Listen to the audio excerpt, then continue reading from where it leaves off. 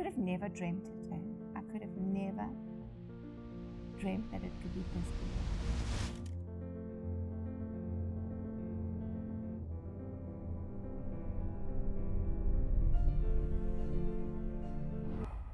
I was sitting on a rock alone at the All Africa Bible College, and I felt the Lord call me. I felt a nudge. I didn't hear an audible voice. It would have been great to have heard that, but I just felt this overwhelming sense that one day I'm going to lead a church.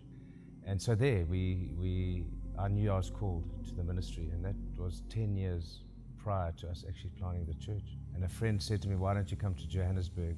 Because there's millions of people in Johannesburg, and our heart was to reach lost people. And I remember clearly the day we packed up our home in Mpangeni and off we went. Daniel was just 4 weeks old, and we followed our truck with all our worldly belongings all the way to Joburg, and there we are behind this truck, and we're going to plant a church. And I thought, what are we doing? What are we doing? And I looked down at little Daniel. I was just crying, these silent tears that were dripping onto him. And Tony came and sat next to me and put his arms around me, his one arm around me. And I looked at him and I said, I really hope you know what you're doing.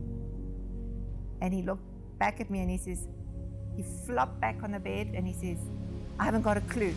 So that was day one of church planting, day one. We had people think, or saying to us, like, you know, who do you think you are that you can go plant a church? And we didn't think much of ourselves, we still don't. We went, and so we came to Joburg with nothing, you know. It was just 3 kids and a wife, and we bought a dog. So we started in our home as a home group, and you know that home groups are still central to everything we do. So we started in our home purposefully. We didn't go and hire a hall and try and attract a crowd and try and wow the people and put on a show. We wanted to do relationship right from the beginning. So we started with 4 adults in our home, Rick and Siobhan, Susanne and myself, and we started to draw people, and the group grew, and then we multiplied, and we just continued. Now we've got hundreds and hundreds and hundreds of people in home groups all over the different suburbs of Fourways and surrounding areas. And so it was not Tony planting a church, Tony and I planting a church. It was Tony, Susanna, Karina, Mark, and Daniel. They have just been in the wings the whole time, and they have been our biggest blessing. And so I thank the Lord for that.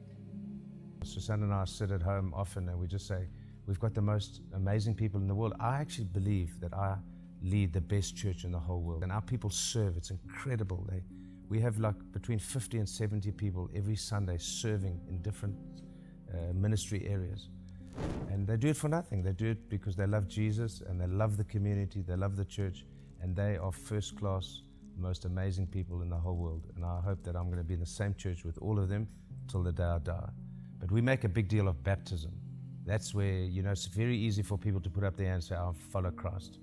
But when you get baptized, you're actually demonstrating something radical and real that's happened inside your heart. And every time I think we've actually baptized everyone in the church, and then we set another baptism date, and then we get people to register, and there's 20, 30, 40. It's like, where do you all come from? It's like amazing. And so that's been a highlight, just to see people come to Christ, and they're going to be in eternity with me. And when I get to heaven one day with Jesus, I'm not going to say, Jesus, here's my wonderful building, because we don't put too much emphasis on the building. I'm going to say, yeah, my disciples. Yeah, the people that I did life with. These are the precious souls that I'm going to live with for eternity, forever and ever and ever. It warms my heart, and you see these moms heavy laden with nappy bags and prams, and I just think, Lord, it's amazing that you've just given all these beautiful gifts. So the dreams I have for the church are no different now than they were right on day one. Our vision is loving God and loving people. And so we're just going to keep preaching the gospel. We're going to keep honoring God. We're going to keep loving people. We're going to keep celebrating. I suppose the only thing that could change is maybe a different venue, a bigger hall, as God adds people, because we need space. And we're just going to disciple those people. We're going to slot them into home groups, and where they're loved, where they're cared for, where they're shepherded, where they belong.